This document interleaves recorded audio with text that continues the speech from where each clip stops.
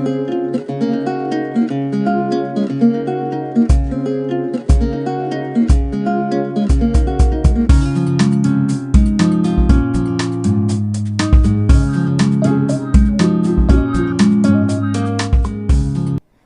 class. Today we will discuss about how to represent irrational numbers on a number line like √2, √3, √5, √7 and √11. यानी कि आज हम इस lecture में ये डिस्कस करेंगे कि हम लोग इरेशनल नंबर जैसे कि √2, √3, √5 एंड √7 और √11 को किस तरह से नंबर लाइन पे रिप्रेजेंट करते हैं। ठीक है, तो इसके लिए सबसे पहले हम पाइथागोरस का यूज करेंगे और पाइथागोरस थ्योरम का यूज करने से पहले हम एक बार रिवाइज कर लेते हैं कि पाइथागोरस थ्योरम क्या कहती है। ठीक है, तो पाइथागोरस थ्योरम हम लोगों को पता है कि राइट एंगल ट्राइंगल के लिए वैलिड होती है। राइट एंगल ट्राइंगल में 90 के जस्ट सामने वाली लाइन को हाइपोटेन्यूस बोलते हैं और बाकी की नीचे वाली जो लाइन है, जो पड़ी हुई लाइन है, जो बेस में है, इसको बेस कहते हैं और जो खड़ी हुई लाइन है इसको हम परपेंडिकुलर या अल्टीट्यूड्स कहते हैं। तो पाइथागोरस जी ने इन तीनों में एक रिलेशन दिया था। इन शॉर्ट हाइपोटेन्यूस को उससे पहले हम h, परपेंडिकुलर को p, बेस को b लिख लेते हैं। तो वो रिलेशन ये कहता है कि हाइपोटेन्यूस का जो स्क्वायर होता है वो परपेंडिकुलर का स्क्वायर प्लस बेस का स्क्वायर के इक्वल होती है। ओके, अब हम ये देखेंगे कि हमारे पास अगर कोई ट्राइंगल है जिसकी बेस भी 1 यूनिट है और परपेंडिकुलर भी 1 यूनिट है तो उसका हाइपोटेन्यूस कितना होगा, यानी कि ये लाइन होगी हमारे पास AC, इसकी लेंथ क्या होगी ये हम लोग इसमें फाइंड आउट करने की कोशिश करेंगे। यानी कि जो h का स्क्वायर इक्वल किसके होगा, 1 स्क्वायर प्लस 1 स्क्वायर, तो equals to 1 square plus 1 square means कि 1 plus 1 equals to 2। h square यहां से स्क्वायर इधर आएगा तो स्क्वायर रूट में कन्वर्ट हो जाएगा, यानी कि जो ये लेंथ होगी वो √2 होगी। सिमिलरली हमारे पास अगर कोई ट्राइंगल इस तरह का है जिसका बेस तो √2 है और इसकी हाइट 1 है, तो फिर अगेन कैलकुलेट करेंगे इसका हाइपोटेन्यूस कितना होगा। तो h square equals to 1 square plus √2 का स्क्वायर, 1 का स्क्वायर 1 ही होता है और √2 का स्क्वायर 2 होता है और यहाँ पे आएगा हाइपोटेन्यूस का स्क्वायर, ये मुझे 3 मिलेगा। जब स्क्वायर को इधर लेके जाएंगे स्क्वायर रूट बन जाएगा, ये मुझे √3 मिलेगा। सिमिलरली अगर हम नीचे यहाँ पे बेस को 2 ले लें और हाइट को 1 ले लें तो मुझे उस कंडीशन में हाइपोटेन्यूस कितना मिलेगा। उस कंडीशन के लिए h square equals to 2 square plus 1 square, 4 plus 1 5 आ जाएगा h स्क्वायर की वैल्यू। तो इम्प्लाइज दैट कि h की वैल्यू कितनी आएगी, यहां से √5 आ जाएगी।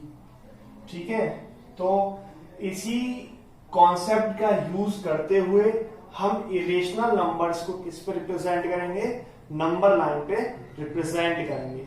आइए देख लेते हैं किस तरह से इरेशनल नंबर को नंबर लाइन पे रिप्रेजेंट किया जाता है। बोर्ड पे मैंने नंबर लाइन बनाई हुई है। नंबर लाइन में 0 के जस्ट राइट साइड में पॉजिटिव इंटीजर्स होते हैं और जस्ट लेफ्ट साइड में नेगेटिव इंटीजर्स होते हैं। तो नंबर लाइन पे हम सारे रियल नंबर को रिप्रेजेंट कर सकते हैं। आइए अब हम √2 को रिप्रेजेंट करते हैं और यहाँ देखते हैं कि √2 को किस तरह से नंबर लाइन पे रिप्रेजेंट किया जाता है। ठीक है, तो √2 के लिए सबसे पहले मैंने अभी एक ट्राइंगल बनाया था, आप लोगों को दिखाया था कि अगर मेरे पास ये भी 1 यूनिट होगा तो ये मुझे √2 मिल जाएगा। ठीक है, तो सिमिलरली नंबर लाइन में मैंने यहाँ पे सबको 1 यूनिट के डिस्टेंस पे क्या किया है, डिवाइड कर लिया है एक नंबर लाइन को। अब हम देखेंगे कि यहां से यहां तक की जो लेंथ है वो 1 है। जितनी लेंथ इन दोनों के बीच में डिस्टेंस होगा उतनी ही डिस्टेंस की एक परपेंडिकुलर लाइन हम यहाँ ड्रॉ कर लेंगे।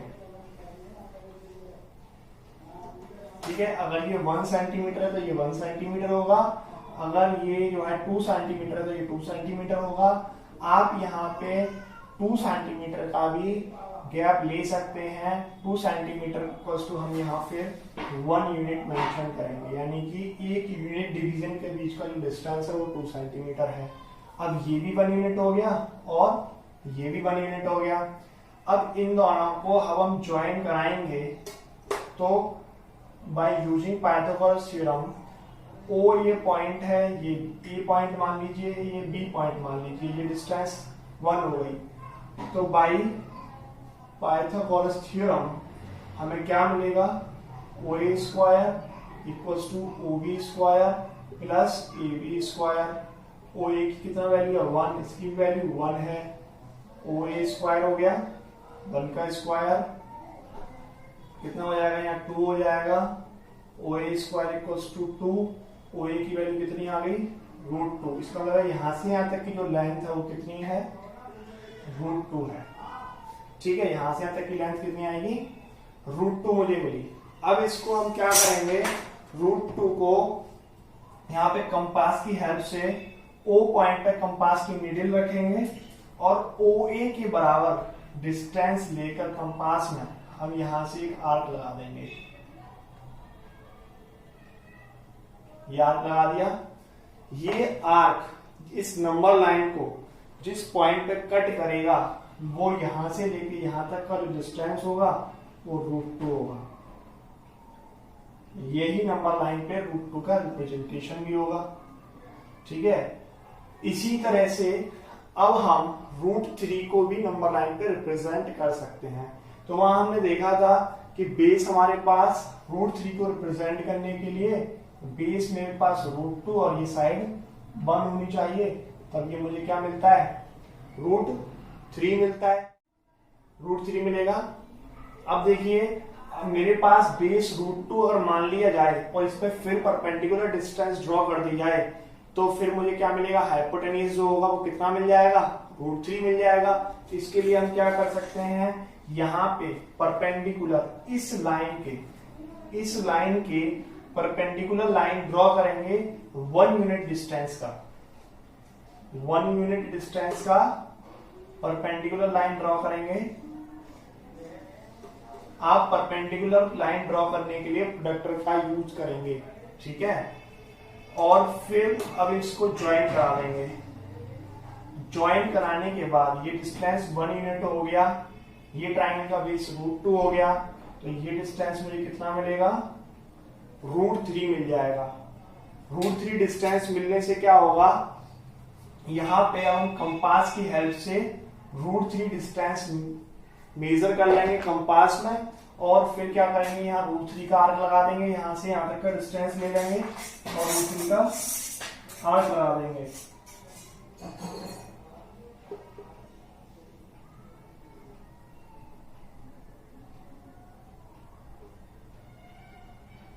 अब यहां से लेके यहां तक का जो डिस्टेंस होगा वो √3 होगा।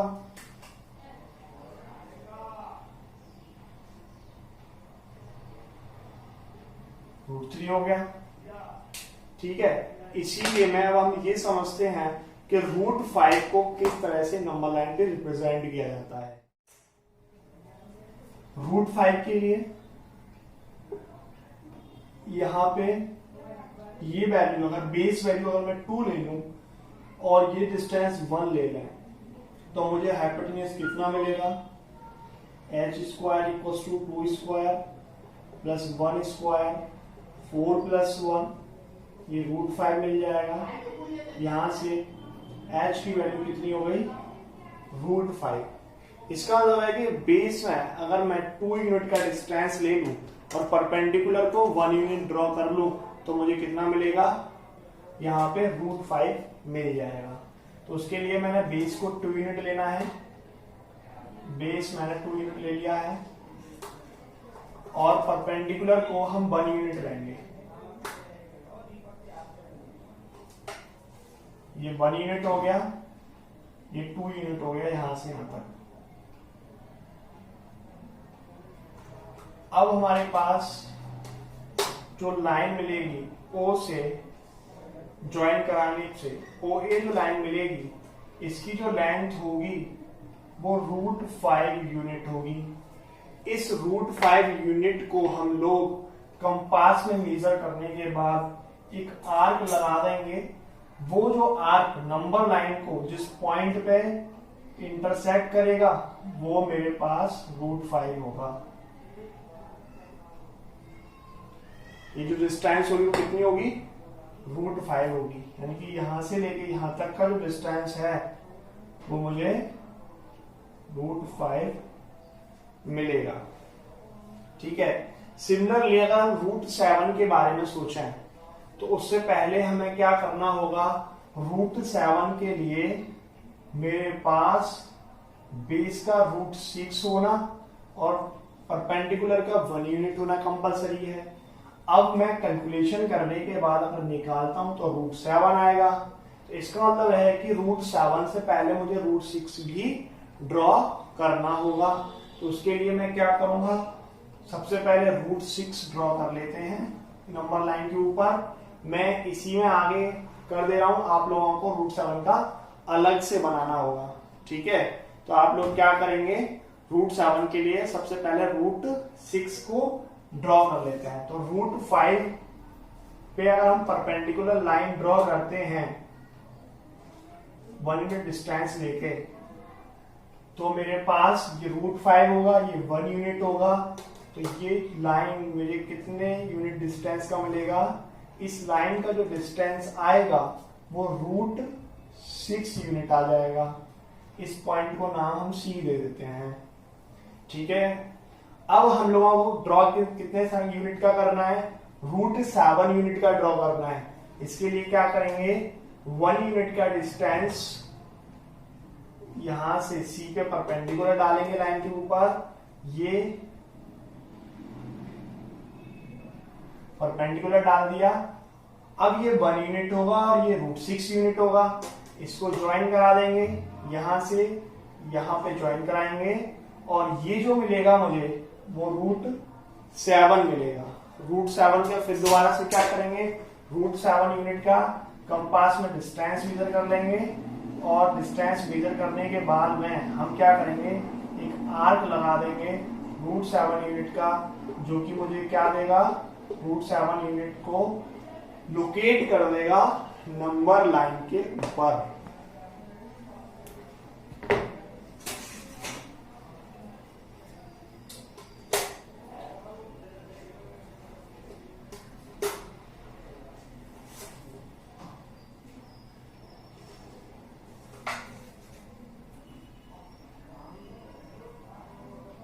ये √7 मिलेगा।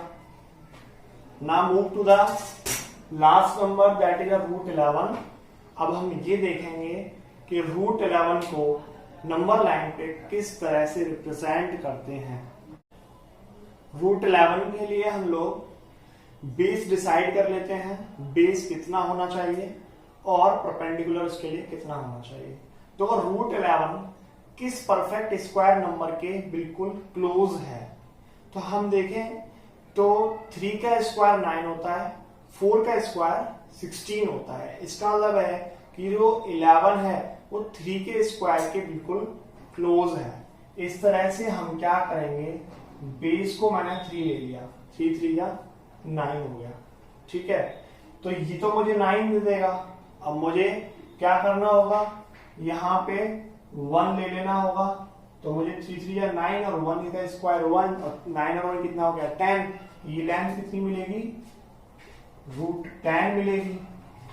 अगर ये लेंथ मुझे √10 मिलेगी तो अगर ये बेस मेरे पास √10 और हाइट 1 यूनिट हो जाए तो ये मुझे कितना मिलेगा?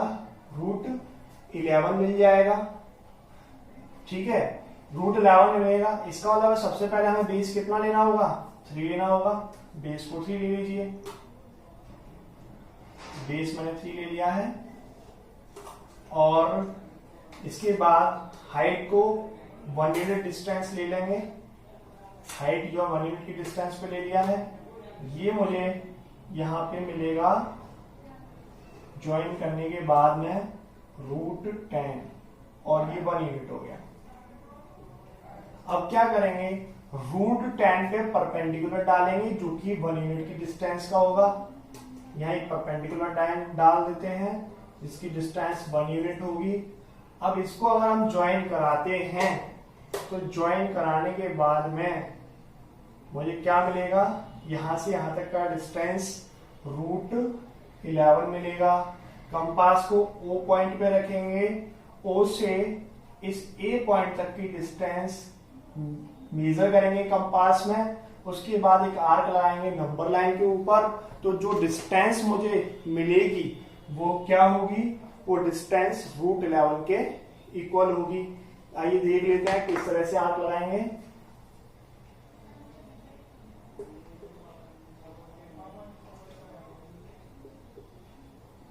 आर्क लगा दिया है, तो यहां से लेके यहां तक का जो डिस्टेंस होगा, O से ये पॉइंट D मान लेते हैं, इस D पॉइंट तक का जो डिस्टेंस होगा वो डिस्टेंस होगा मेरे पास √11। Now the topic is will visualize 4.26 bar on a number line up to 4 decimal, यानी कि कोई भी रियल नंबर दिया है तो उसको हम नंबर लाइन के ऊपर कैसे रिप्रेजेंट करेंगे।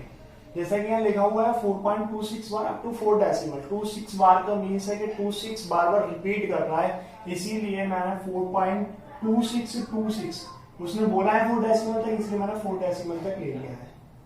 ओके, अब हम क्या करेंगे 4.2626, अब हम ये देखेंगे कि 4.2 यानी कि 4 से समथिंग बड़ी वैल्यू है और 5 से छोटी वैल्यू है। इसका मतलब ये हुआ कि ये नंबर लाइन के ऊपर 4 और 5 के बीच में लाई करेगी।